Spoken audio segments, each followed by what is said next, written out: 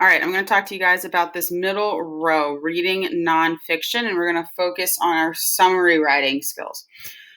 So you'll notice you've got 3 tasks, an easier one, kind of typical 8th grade, and then a little bit harder over here if you want to challenge yourself. In each of these, there is an or option. So if your computer is not acting like it should, or it's just being a pain in the butt, then you have a second option to do.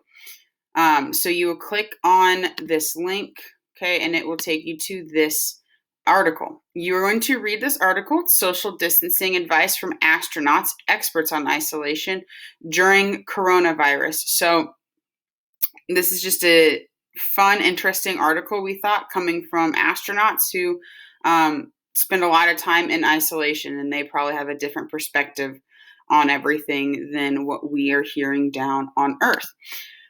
So you will read the article, and for task number 4, you're going to choose 12 important words. So 12 words that maybe stick out to you, 12 words that might be bolded, maybe a couple words that get repeated multiple times. And you're going to use those words to focus in on the key ideas, and you're going to write a short paragraph summarizing the article. Now remember, summary, facts, details, things from the article, not necessarily text evidence, okay? You are not putting your opinion into this. So 12 important words, combine them to make a paragraph.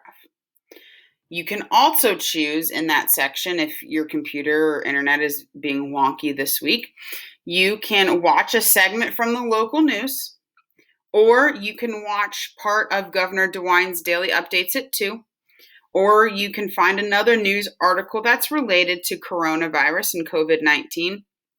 And you're kind of just going to do the same thing. Write a short paragraph summarizing what was said. You might take the approach of those 12 important words, but if you're watching something like the daily update, that might be a little bit harder to do, but just a quick summary over what was said, about a paragraph, okay? That's task 4. That's the modified task. Task 5, kind of a middle of the road task. Again, you're going to read that astronaut article, and you're going to create a 5 to 7 sentence paragraph. Remember, a good paragraph is about 5 to 7 or 8 sentences, including the central or the main idea. Central idea and main idea are the same thing. Keep that in mind. Of the article, and 3 supporting details. Okay? So your first sentence should be something along the lines, the central idea of the article is blank. One reason to show this is when the text states blank, a couple different ideas there to explain it. Another idea is when the article states blank.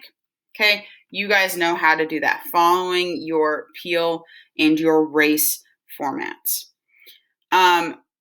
Or if you're internet's being wonky, things are being stupid, not working like they should, you can also watch a segment from your local news. You can watch Governor DeWine's daily updates or a news article and write a 5 to 7 paragraph, or not 5 to 7 paragraphs, I'm not that mean, a 5 to 7 sentence paragraph that summarizes what was said. Okay, again, focusing on that summarizing.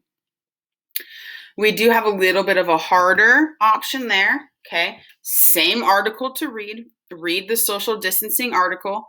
Create a paragraph that includes the central idea, the main idea of the article, 3 supporting details. So you're going to do the same thing there that you did on number 5, but then you're going to write another paragraph describing whether you agree with the astronauts' advice to come up with your own mini missions or not, okay?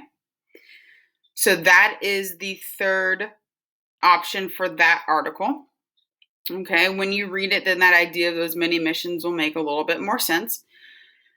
Or, again, internet being wonky, you can watch a segment from the local news, Governor's daily update, news articles, write 1 paragraph that will summarize it, and a second paragraph that gives your own personal opinion, all right? So that is our middle row of tasks, task 4, 5, and 6 for you this week.